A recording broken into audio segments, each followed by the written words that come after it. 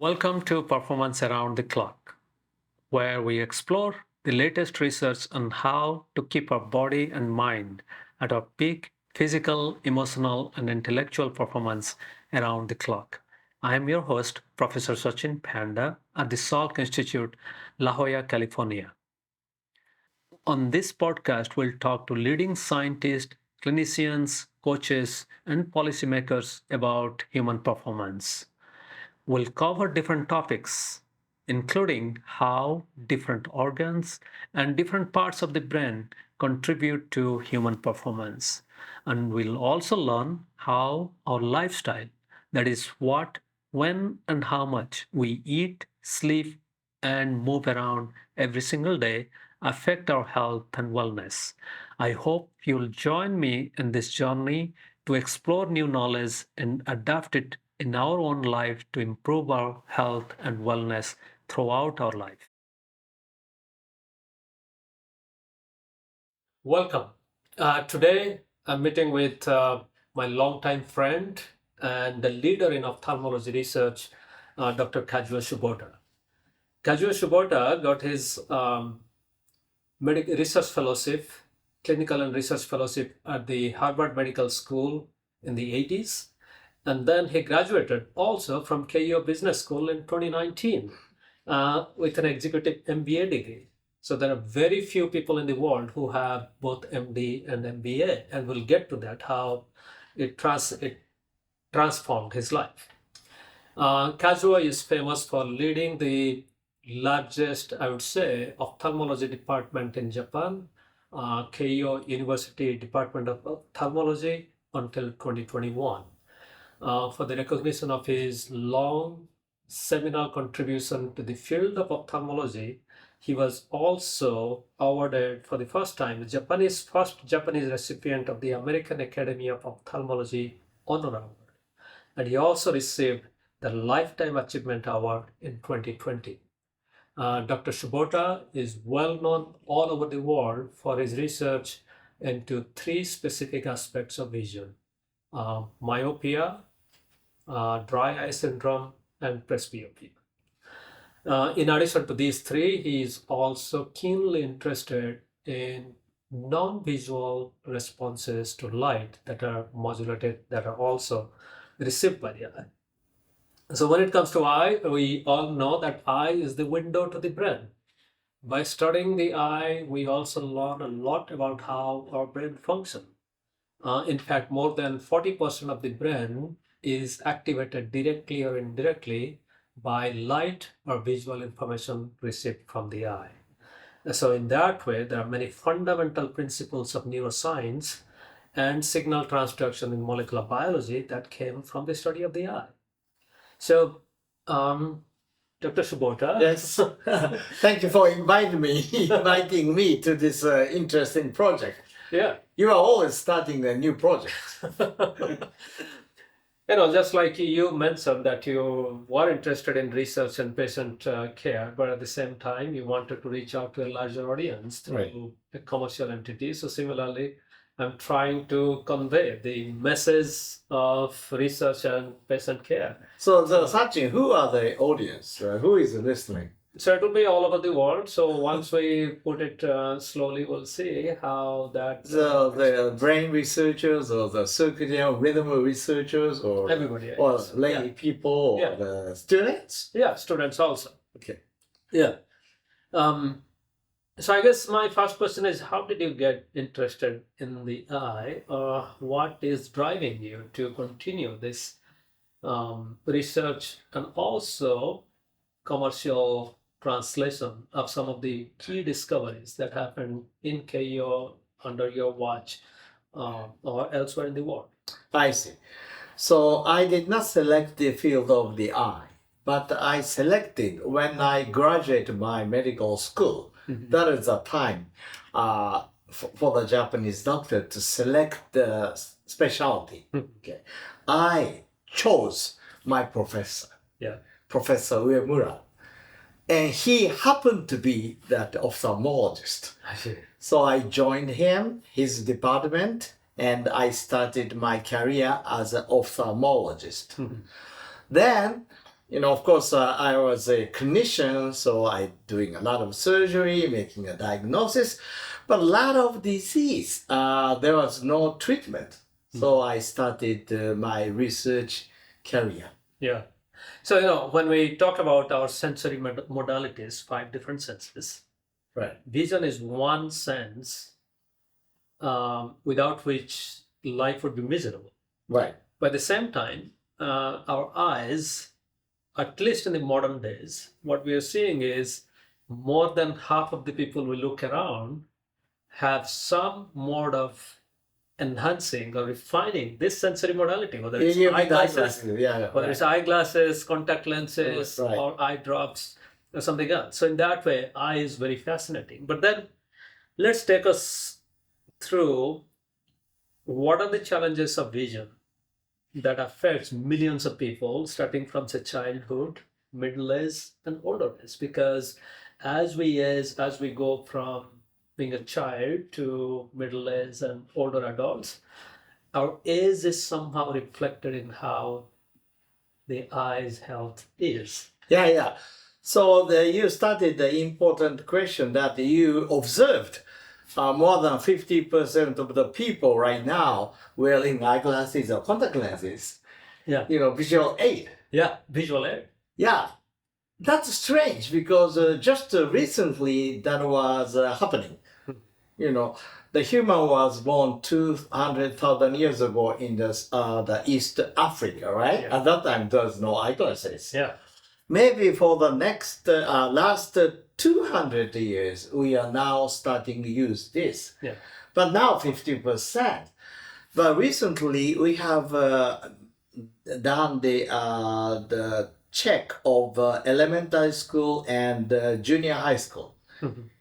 Can you guess how many percentage of the students are myopia, nearsightedness? So that means they can see perfectly fine what is nearby, but they cannot see Right. clearly what is Right. farther. Yeah. How much? I would say maybe 40%. Okay. Amazingly, in the elementary school of Tokyo, 75%. Wow, 75? Yeah. Then the junior high school, Yeah. 95%. So something very, very strange is happening.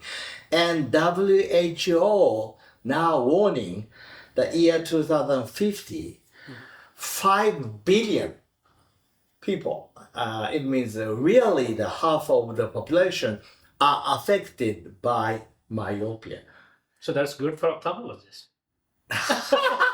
It's always such a you have a very interesting view. No, I'm just kidding. But But also important thing is the myopia is not the disease. Just you wear the eyeglasses.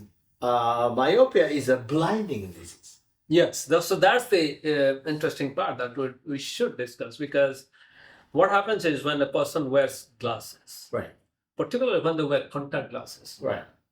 we have no idea what is their eye path. Right. And some people might have really bad eyesight that if they don't have that contact lens, then they're almost blind. So let's go back to what exactly happens. We know the eye consists of the cornea that's in the front, Right. then the lens that is Yeah. fluid Yeah. floating around, and then Let me explain. What is myopia? Yes. Myopia, you cannot see far, but you can see near. Yeah. But real physiological phenomena is enlargement of the eyeball. So the focus of the light is becoming behind because the eyes get larger. Nice. So that is the myopia. Nice. And it's interesting because our gene never changed, Yeah.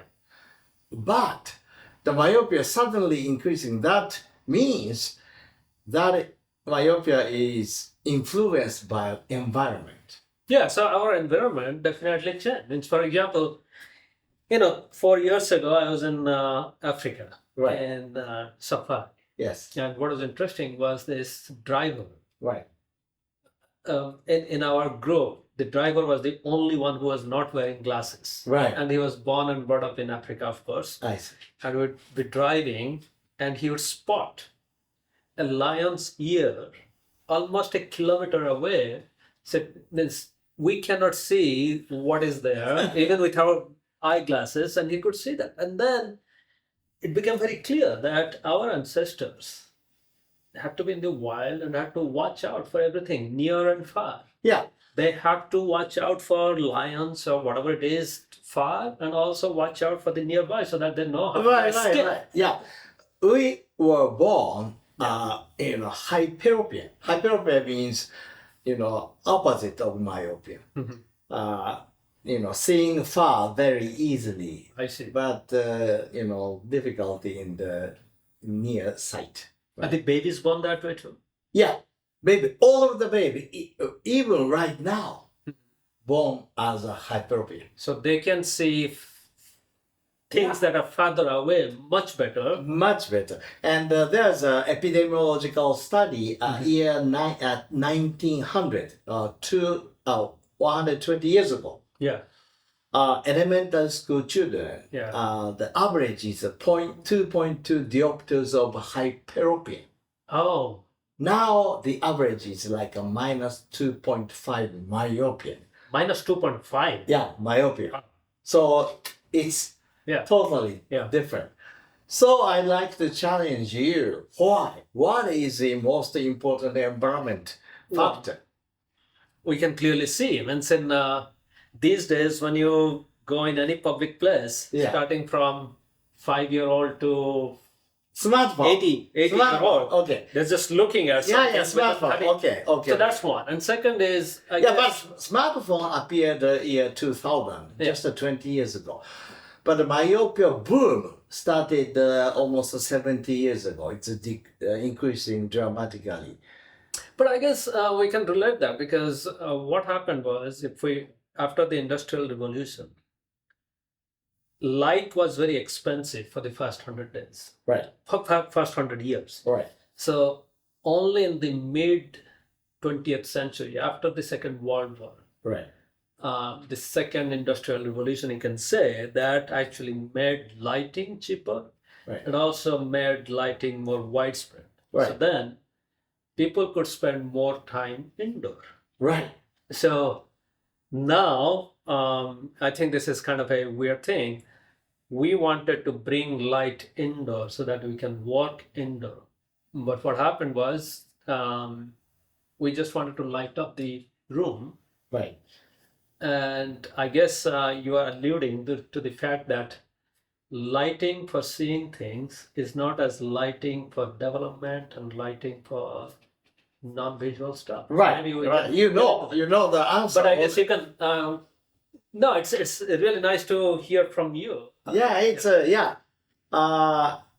you see, fundamentally that great discovery for the last 10 years is that the real cause of myopia is ischemia. Oh. Maybe audience. Blood circulation. Yeah, blood insufficiency.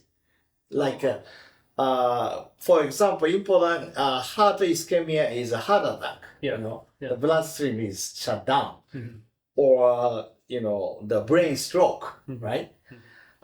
It's a very acute, but there's a type of chronic problem of bloodstream. It's called chronic ischemia. I see. And now we are understanding myopia is caused by ischemia.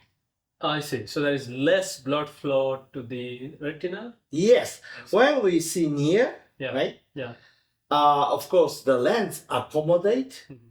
But in 1995, Josh Wolman, very famous researcher, reported the very famous paper, retina moves. Yeah. Interesting? Retina moves. Retina moves. So when we see near, retina try to go back to make a focal plane a little bit further. I see. To help the lens. I see. Lens work easier. Then how that the retina moves? By thinning of the choroid. Oh. choroid is a vascular tissue supporting 80 to 85% of the oxygen and nutrients to the eye. I see. It's a very vascularized tissue. It's get thin. Right? So every time you see near thin, thin, thin. So what happens when it's always thin? So then all the plumbings, like the blood circulation, Right. goes down. Yeah. But year 2007, famous epidemiologist Dr. Jones also found, oh yes, but if the kids spending time outdoor, they don't develop myopia. I see. And we have So how many hours outdoor? They should 2 hours. 2 hours. 2 hours a day. So finally, we have found when we go outside, choroidal thickness can be maintained. I see. And we have found outdoor environment has a particular wavelength of light that is a violet light. I see. And inside here now, we are now having an interview, there's no violet light. But outdoor, there's a lot of violet light. Yeah. And now this is your field. No let's go back to this outdoor thing. Okay. Because, when it comes to a lot of parents who may be hearing this or listening to this or watching this, Right. or grandparents, the obvious question comes, Right. is at what age we should be careful that the kids are outdoor? Is it 1 year of age, 2 years of age, 5 years of age? Can they be outdoor for an hour or 2 hours? And what do you recommend? Okay. Very good question. I think that spending outdoor is like a good exercise for your eye. Yeah. The maintaining the good bloodstream. Everybody knows exercise is good for you. Exercise is good for your blood circulation of the muscle, Yeah. but also for the brain. Yes. Right? Yes. Spending time outdoor is good for your eye. Okay. I see. So your question is, how long should I do the exercise? Can I stop in the middle of life? No, you have to continue because it's like exercise. Yeah. But for myopia for kids, Right. because what is also known for some time is those who are most of the myopia happens before the age of say 20. No, the myopia started, now we are learning Yeah. at the age of 3 or 4. Yeah. But most of it is, a vast majority of kids become myopic before the age of 20. Before the age of 20. And it was believed at the age of 20, they stop the myopia development. Yeah. But now we are learning some of the people continue to develop myopia. But for most of the kids, it's very important that they should go outdoor. Right. Because when they go outdoor, just like muscles do exercise, Right. Contracting and expanding. So similarly, the eyes, when they focus on something far and near, so that The thing here means like contracting the arm, right? Yeah. If eye is always like this, Yeah. that's a problem. Yeah. You have to extend. Yeah. So that means spending time outdoor. Yeah. So that's how, if you go to a park, for example, you can see things farther and then nearby, and that will help reduce the incidence of. Seeing far or near actually doesn't matter. Doesn't matter. Okay. Yeah, there is a belief in Yeah. China. Yeah. Maybe seeing near is bad, seeing far is good. Yeah. So maybe the 100 million people are educated to do this exercise. See near, see far, see near, see far in the elementary school. Yeah. Never worked. Oh, it don't work. But it was done indoor or outdoor? The exercise. Indoor and through Yes. the window. I see. And window does not, I will explain to you later, does not transmit a certain wavelength of light. Yeah. So it's different, seeing the outdoor from indoor. Yeah. You have to be outdoor. Okay. No, this is a very important point because now we can go to wavelength of light because that's something that you brought up. Right. And you also mentioned that it's violet light. Right. And for those of you who may not know, that we all know the 7 colors of the rainbow. Right. And it starts from violet, goes all the way to red. Right. Yes. So the violet is short wavelength, Right. the red is the long wavelength. Yes. And just below violet is ultraviolet, Right. which is really bad for us. Right. So then what you're saying is when we have the window glasses, Right. these window glasses are designed To use protection. UV, Yeah. but at the same time they're also cut off violet. Is Right. I see. Correct. So what is the wavelength that is more important? As you know, this is your field. You know, we have human has 9 photoreceptors, photoopsins, right? Yeah. And 4 are for visual. It's called open 1, blue, red, green. This is for the color vision, Yeah. and open 2, it's for the very dark vision, like seeing the star, right? Yeah.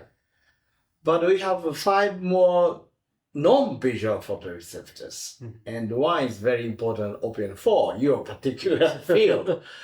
And out of 5, 4 are activated by blue. Yeah. So that's the reason there's a blue light issue. Yeah, You know, if you have a blue light activated in the nighttime, that was a problem. Yeah. But one big photoreceptor is called opium 5. It's only activated by violet light. I see. The absorption peak is 380. Yes. So we define by ourselves the violet light between the 360 and 400 nanometers of light. I see. So going back to your, you nicely differentiated the 4 photoreceptors that give us vision, Right. so that we can see the world. Right. At night time, if we are outside, have no electrical lighting, then we depend on rhodopsin. Right. It gives us black and white images, and Right. then during daytime we have the cone visions. Right. Right. But these 5 photoreceptors that you said, we rarely talk about it in general conversation. Right. These actually sense light and tell our eyes or the brain to behave differently, right? So Yes. yeah. So the OPN 5. So you said it senses violet light, Right. and then how does that connect to myopia? Oh. And what are the sensors? This OPN 5 light receptors, are they on our cornea, lens? What? Yeah, actually, opium 5 is everywhere. Really? There's a researcher, Russell Van Gelder in Seattle. He's my good friend, also a respected researcher. He has reported in PRONAS. Opium 5 was born before the eye was born. So it's everywhere. I see. In the brain, in the skin, in the hair, in the cornea, Wow. right? And also he reported, this is your field too. The opium 4 is controlling our circadian rhythm, Yeah. but the organs who are exposed to the light, like skin Yeah. or cornea or retina, Yeah. are controlled by not the opium 4, opium 5 directly. Yes. So the light exposure tissue is not controlled by SCN. Okay, and we have found the most important opium 5 is existing in the ganglion cell layer of the retina. I see. 1% of the ganglion cell is opium 5 positive. So these are the cells that collect all the light information and send it to the brain. Yes. Yeah. Yes. Okay. Yeah, if the audience know the disease called the glaucoma. Glaucoma is affecting this ganglion cell. Ganglion cells. Yeah. And 1% of ganglion cell also have opium 4, right? Yes. But 1% of the ganglion cell opium 5. Yeah. And it's not overlapped. It's different cells. Yeah. So then these cells, they respond to violet light. Right. And how do they contribute to myopia? I see. Yeah. We have developed the mouse myopia model, right? So we give the 30 diopters of the lens in the one eye of the mouse. Wow. So the mice were walking around with that Yeah. lens. So their eyes choroid, just I have explained, Yeah. choroid Yeah. is get thin, Hmm. right? And also eyeball is elongated because of the ischemia, right? Yeah. If we stimulate the violet light, can maintain the choroidal thickness and avoid the ischemia, Huh. then elongation does not happen. I see. So in other words, OPN5 maintain the bloodstream of the eye. I see. So how much violet light, or should it be given continuously, or little pulses, flashes? That's a very good question.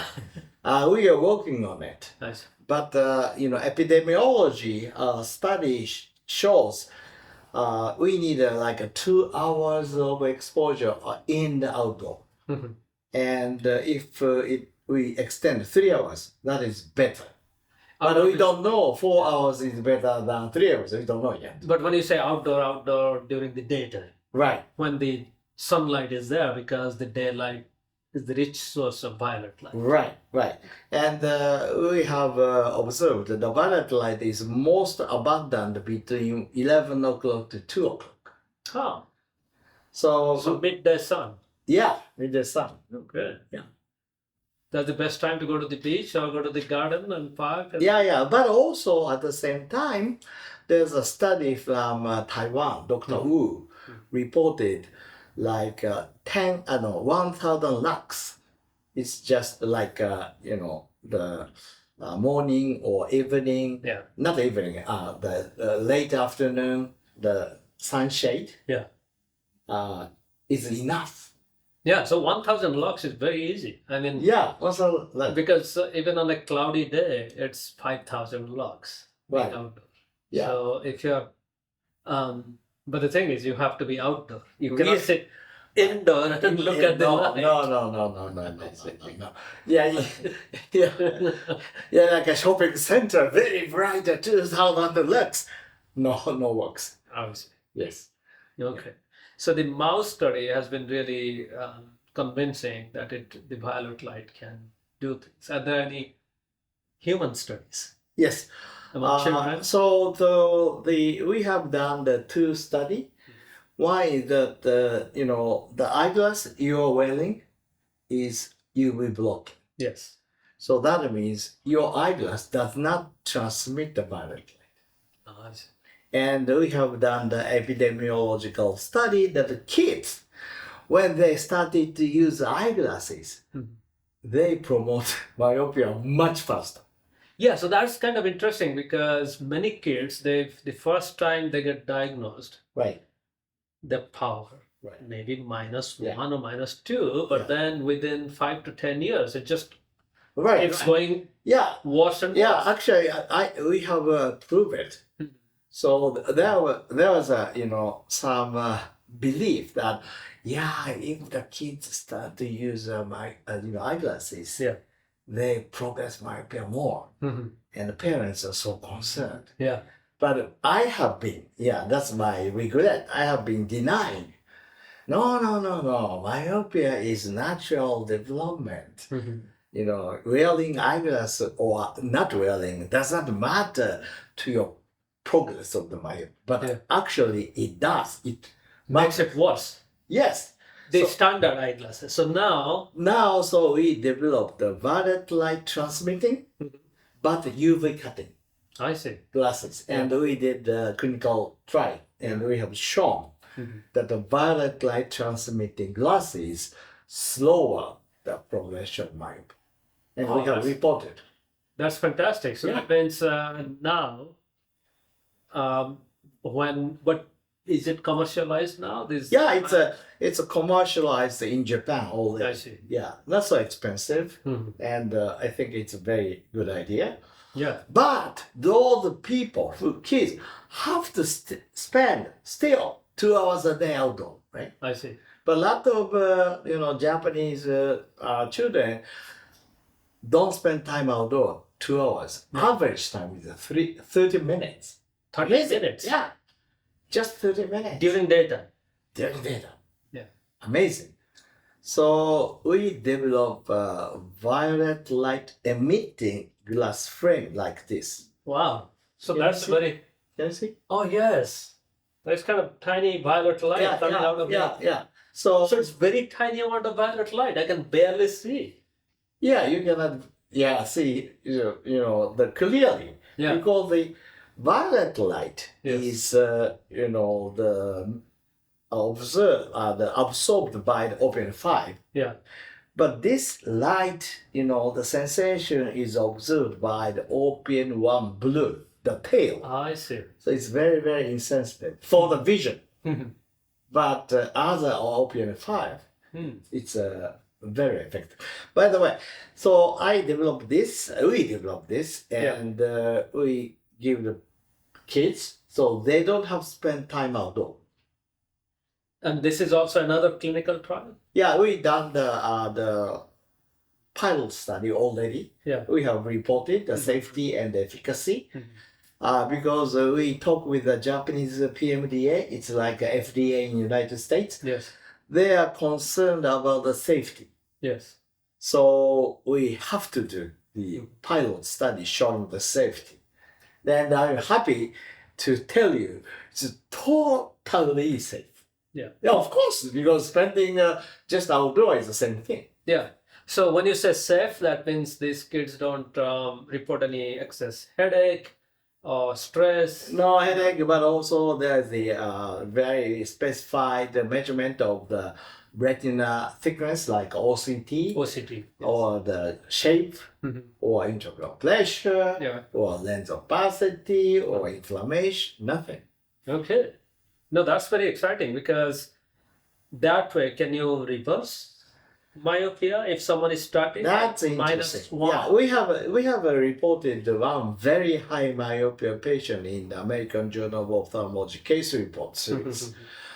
Now we are talking. There's a possibility of reversing by, the reversing the bloodstream. Okay. I see. If it's the end stage of myopia, we are not sure. But maybe beginning, we may be able to. Okay, that's very exciting news for. And is there any plan to expand it to US? Yes, we have. Now we are doing a clinical trial, and we have a big contract with the American company called TTT, 2020 Therapeutics. I see. That is the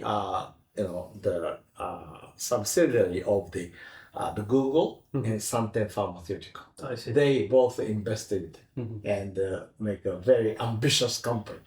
So we are now working together for the American market. I see.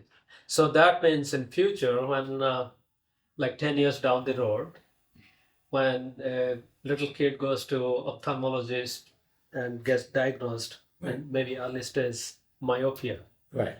then there'll be quite a few options. Option one would be violet light transmitting glasses to immediately take care of the eyesight, and second, maybe that those glasses may even have your tiny LED. Yes. Yeah. And also, just recently we have published a paper in Nature Communication that when the ischemia happens, Yeah. sclera is a white part of the eye. Yeah. It's made by collagen. There's a collagen remodeling, and the collagen get weaker. I see. And we found that mechanism. It's ER stress. So even though there's some ischemia, we can suppress the ER stress. Yeah. We can prevent myopia. So now we are developing eye drops too. So they are developed by Tsubota Lab, that startup company from Keio University. Yeah. So we are now challenging myopia very systematic. Yeah. So now let's move on to the next big thing, that is dry eye. That I see. happens to a lot of people. Right. And also it's more prevalent among people who are older than 50, just Right. like me. And Right. and is there a sex difference also Yes, the women suffer more from dry eye? from dry eye. Is it also linked to menopause? Are they more Yeah, likely? yeah, it is believed that estrogen protect the lacrimal gland or the eye. So when the estrogen release is decreased at the menopause, Yeah. then develop more. So dry eye is when we don't produce enough tears, Right, right? right. Why we are designed to cry? So that We're was supposed to be yeah, happy. very fundamental question. Yeah. So in other words, why human being losing tears? Right? Yeah. Yeah, actually, that we measure the tear by Schirmer test. What is that, sir? Schirmer test is put the thin paper here and putting for 5 minutes, Yeah. and how long that the paper is wet. I see. We measure. And the average is more than 15 Yeah. millimeters. Yeah. But This is when you are not crying. right, not This is like yeah, normal. You don't have to. It's a do basic anything. basic theory. Yeah. Yeah. But human is also losing basic theory. I see. How Yeah. much tear we produce on an average? Like few ml in a day? One. It's difficult, but there's a 7 microliter reservoir Oh, I see. here, and each time when we blink, there's a very tiny amount of tear is produced, I see. and so when the Schirmer test was Yeah. invented the year 1900, almost 120 years ago, the average the wetting is more than 15 millimeters. Yeah. Yeah.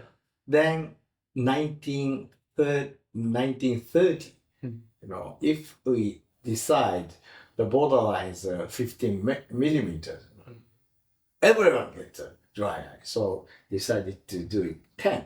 Yeah. Now we are thinking 5 millimeter is a borderline. So that means over the last 120 years, we have reduced our tear production by almost 65%. Right, right. This is for an adult, like Yes. a 25-year-old or 50-year-old? Yeah.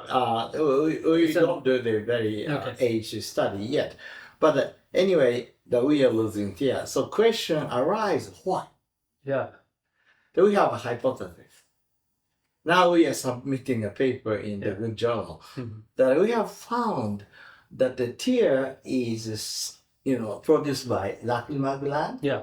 Lacrimal gland is controlled by parasympathetic and the sympathetic nerves. Yeah. But important is a parasympathetic. I see.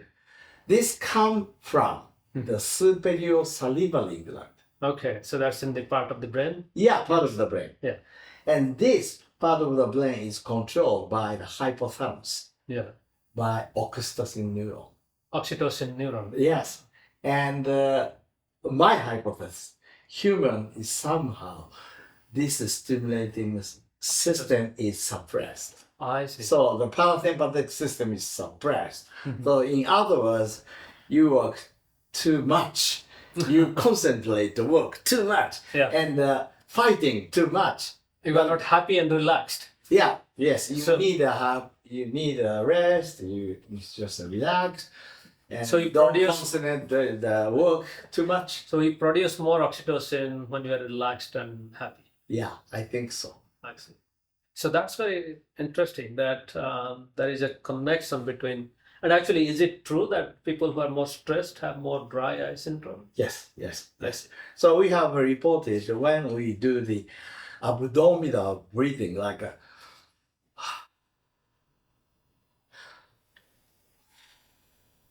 3 minutes. Yeah. So parasympathetic system is upregulated. Then tear. Oh, so this is something very simple people can do. Yeah. People can do. like 3 minutes of abdominal. Can Yeah, let's do I that will again. show you. Let's do that again. Yeah, yeah. For 4 seconds of inhale. Yes. 4 seconds. 1, 2, 3, 4 inhale and 6 seconds of exhale. 5, 6, 7, 8, 9, 10. So 10 seconds is one cycle. Then 18 cycles. So that means 3 minutes. Yeah. Then after 15 minutes, you can experience that the wetting of your eye. Oh, this is so simple. So simple. You experience when you attend the conference, seeing the slides. Yeah. Sometimes your eye dry. Yeah. Please do it. Yeah. Definitely you can benefit. Yeah. So, but again, this is there any other cause other than stress for dry eye? Like, is there any other condition? Yeah, there are many risk factors for dry eye.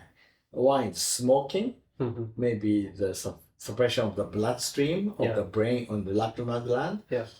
And as I told you, being a female is a risk factor. Doing VDT, concentrate, and just a sedentary lifestyle like you sit, it's a risk factor. And the lack of exercise. Wow. And obesity. Huh. Yeah. So all of this connect to eyes. Yes, and the contact lens use, of course. Yeah.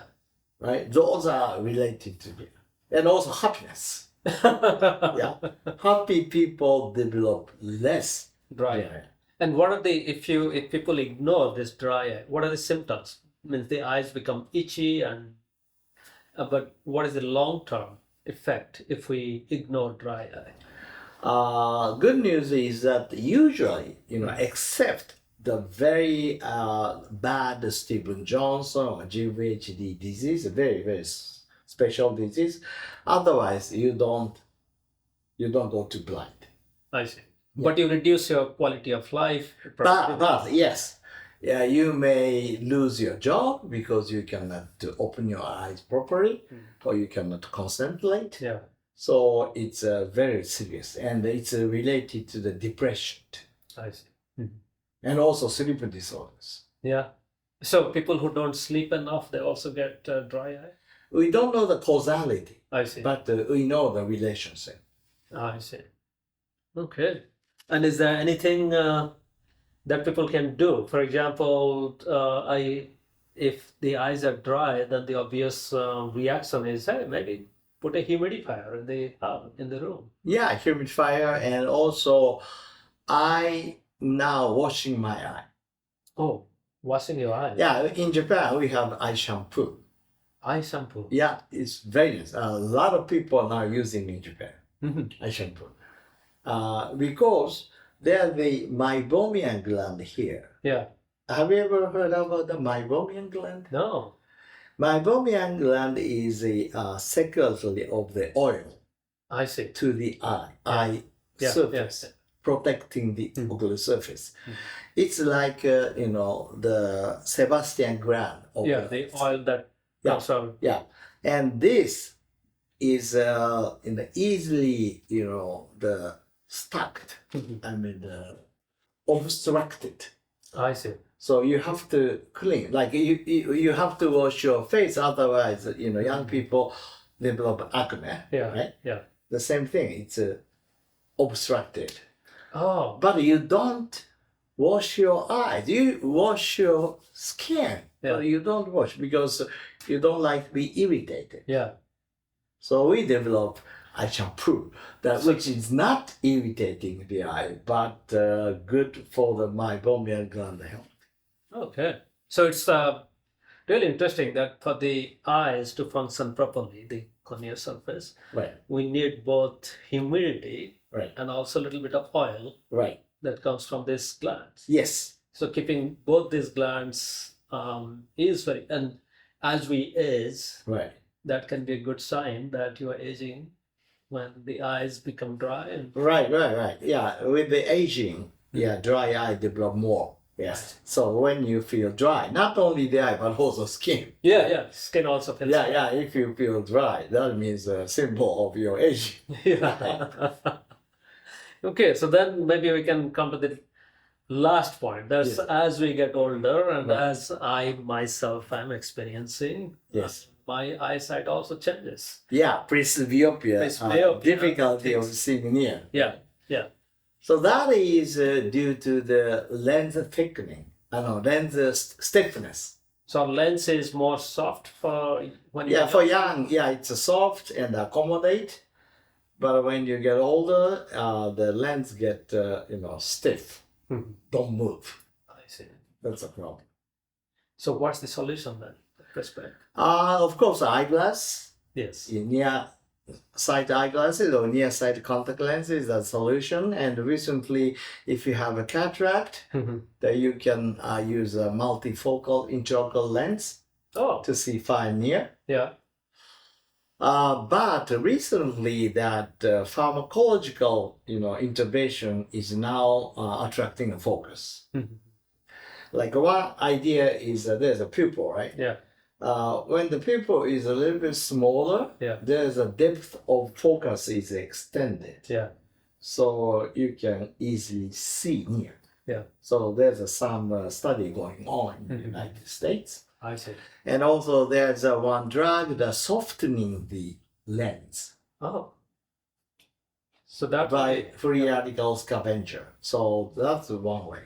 So that's the reactive oxygen species accumulates in the lens, Yeah, and that's why the lens becomes stiff and it yeah. becomes. So that is a hypothesis. That's the hypothesis. Yeah, we are really not sure yet, but there's one company developing such eye drops. Yeah. So that's a possibility. But when you're talking about intraocular lens replacement, Right, now that we have talked about violet light, right. and also blue light, which is important for circadian rhythm. Yes. So should people consider what kind of lens they're going to get? Should it transmit? So, there's an emerging concept. There are two types of blue light, bad blue and good blue. Mhm. Good blue controls the circadian rhythm like a 460 nanometers. Yeah. Bad blue is like a 420, Yeah. most damaging wavelength. So people are now thinking, okay, encourage 460 in daytime, Yeah. but not the 420. Yeah. At the night, no blue light. Yeah. But the lens, when they're going to get the lens, it should transmit that 460. Yes, so from this hypothesis, Yeah. if you suppress a 460 at the beginning, Mhm. you cannot obtain Yeah. enough 460 even in the daytime. I see. So you have to make the lens permissible. It should allow 460 Yes. blue, the good blue to go through Yes, and prevent the bad blue. yes. But at the same time, it should also allow the violet light to go through. Right. So 460 and 380, Yeah. that is open 4 group Yeah. and open 5 group, should be transmitted for daytime stimulation. Yes. Definitely. Yeah. So that's cool. So then we have gone through early childhood to older adults. Right. And as we can see, the eyes really reflect our age. Now, Right. my last question is, Yes. we have been hearing about epigenetic clock, biological clock, and aging clock. Right. And you have 30 plus years of research and patient care experience with Right. ophthalmology. You have looked into many people's eyes. Right. Right. So my simple question, can you just look into somebody's eye and figure out what is the biological age? I'm not literally saying looking into the eye, but at their technology now, for example, stiffness of the lens, shape of the eyes, how much tear we are producing, and any other parameter you can think of. Can we? Yeah, you are now listing. Yeah, the production of the tear is one, parameters. Yeah. And accommodative power, Mhm. like how near you can see. Yeah. And recently I'm thinking that colloidal blood flow, I see. colloidal thickness. Is it possible to measure that? Yes, by OCT, you can measure non-invasively. Because a lot of aging disease, not only the eye, but also heart or brain, the first thing is happening is ischemia, decreasing the blood flow. Yes. So if you can measure the blood flow of the eye, I think you can evaluate aging process. So that brings up another question. If the blood flow to the eye forward is reduced, does it also imply that the blood flow to the brain may be? Very good question. Yes. So same thing we had discussed. Okay. So eye is a central nervous system, right? So violet light increase through option 5, the blood flow of the eye. Why not the brain? So we have measured human and mouse and found out option 5 stimulation increase the blood flow of the brain. Wow. Then we did the pilot study of a mouse, the social defeative mouse, like a depression mouse, Yeah. and also Alzheimer's disease mouse. And we have found violet light is protective. Wow. So, our hypothesis is in the childhood, increasing the blood flow of the eye, then suppress the myopia progression. Yeah. In adulthood, increasing the blood of the brain, then suppress the depression and cognitive dysfunction. So we are now doing a clinical trial. But at the same time, we also know that the blue light going through OPN4 or melanopsin, it increases alertness, reduces depression. Yes. And daylight is also a good source of blue light. Right. So maybe blue light and violet light work together, or we are not sure which is a major player. Blue light is a king and violet light is a supporter. We don't know. But definitely we have to use a violet light power because any help is good for your brain. No, I mean, the point I was going to make is that means that not only the young kids have to go outside and play outdoor, even older adults, they should also go outdoor and be exposed to daylight because both blue light and violet light. Yeah, there's an interesting study, epidemiological study reporting from Sweden, playing golf, right? Golfer, there are like 300,000 people golfer out of 10 million population. They are 5 years younger. Yeah, actually 5 years long life expectancy. Really? Just playing golf, right? What is the special exercise or sports? From my point of view, they are outdoor.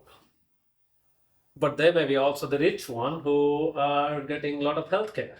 Your point. But 5 years of experience, difference, it's very difficult to explain. Yeah. No, it's a good hypothesis, and then it will be interesting to see, as you said, doing very controlled laboratory studies first, because longevity we cannot do that in humans, but at least in mice and laboratory animals, as you said. Yeah, about this light and life expectancy that I like to learn from you. I like to collaborate this area. Yeah.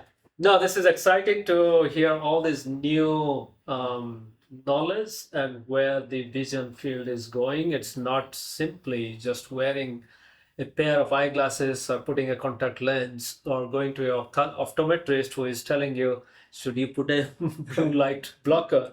The field of ophthalmology and eye science has progressed a lot to the point where, for the first time I'm hearing that for the past 100 years or so, when ophthalmologists prescribed an eyeglass for a child, they may inadvertently, it was not that they knew it, because the new science is now telling us, inadvertently putting that child on a slippery slope to lose more and more better vision. So now that we know this knowledge, what did you say? 5 billion people are going to be myopic? Yes, 5 billion going to be myopia year 2050. Half of the world population. Yes. But if we now, based on this new knowledge, new eyeglasses that transmit violet light, that might move the needle.